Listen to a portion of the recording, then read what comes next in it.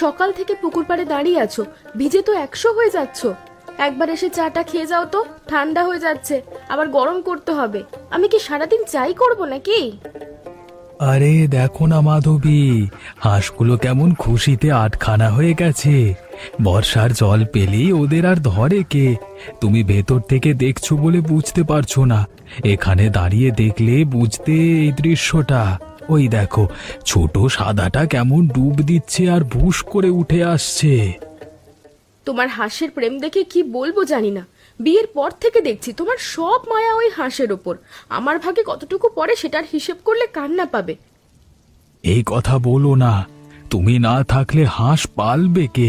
তোমার হাতের চা না খেলে সকালটাই তো শুরু হয় না আমার। এবার দাও তো সেই চা, ভিজে ঠান্ডা লেগে যাচ্ছে গায়ে। আর শোনো, তুমি তালিকার মাথায় আছো সেটা আলাদা করে বলতে হবে নাকি? এত বছরের সংসারে এটুকু বোঝো না?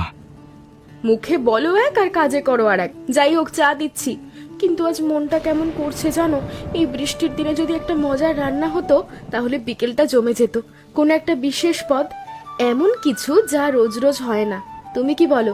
বৃষ্টির দিনে শুধু ডাল ভাত খেলে মনটা আরো ভারী হয়ে যায়। মজার রান্না মানে? আজ কি কোনো বিশেষ দিন নাকি? আমি তো কিছু ভুলে যাইনি। মানে আমি কিছু ভুলে যাইনি তো। তোমার জন্মদিন তো গেল গত মাসে, বিয়ের তারিখও তো আরো দেরি আছে।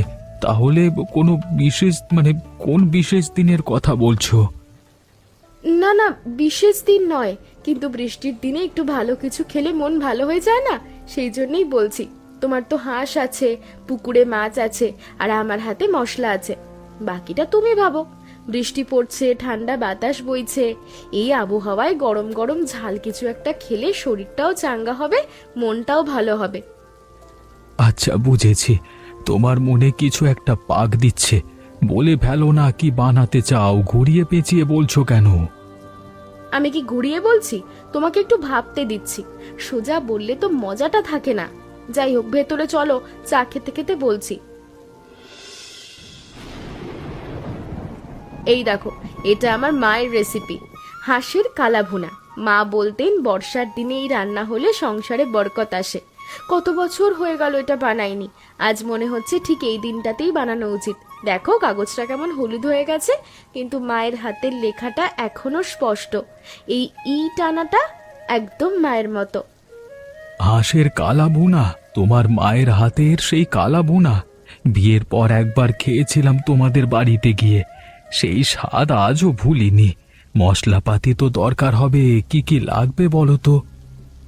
হ্যাঁ, আদা রসুন বাটা আছে, পেঁয়াজ, শুকনো মরিচও আছে, কিন্তু দারুচিনি, এলাচ, লবঙ্গ এগুলো শেষ হয়ে গেছে। আর ভালো করে জয়িত্রী না পেলে আসল স্বাদটাই আসবে না। তোমাকে একবার মণি কাকার দোকানে যেতে হবে। বৃষ্টিতে পারবে যেতে? দোকান তো একটু দূরে, কাঁদা জলের রাস্তা, একটু হেঁটে যেতে হবে। বৃষ্টিতে যেতে পারবো কিনা জিজ্ঞেস করছো? তোমার জন্য আমি ঝড়ের মধ্যেও যেতে রাজি। ছাতাটা ধরে চলে যাচ্ছি, তুমি ততক্ষণে হাঁসটা পরিষ্কার করে রাখো।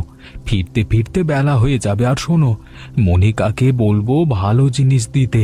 নকল মশলা দিলে কিন্তু সব মাটি হয়ে যাবে। সেটা ঠিক বলেছ। মণি কাকাকে বলবে একদম আস্ত মশলা দিতে, গুঁড়ো নেবে না কিন্তু। আস্ত মশলা ভেজে নিজে গুঁড়ো করলে যেটা হয়, তার ধারে কাছে বাজারের প্যাকেটের গুঁড়ো আসতে পারে না। তাড়াতাড়ি এসো কিন্তু, রান্নাটা ধীরে ধীরে করতে হয়, তাড়াহুড়ো করলে স্বাদটা ঠিক আসে না। আমি যাই, তুমি প্রস্তুতি নাও। আর হ্যাঁ, গিয়ে একটু গুড়ও নিয়ে আসি। তোমার মা তো কালা ভুনা শেষে 1 চিমটি গুড় দিতেন, মনে আছে? মনে আছে তো, সেটাই তো মায়ের গোপন মশলা ছিল। একটু গুড় দিলে ঝালের মধ্যে একটা মিষ্টি ভাব আসে, সেটাই তো আলাদা করে তোলে। ঠিক আছে, গুঁড়ো নিয়ে এসো, আমি এদিকে প্রস্তুতি নিচ্ছি।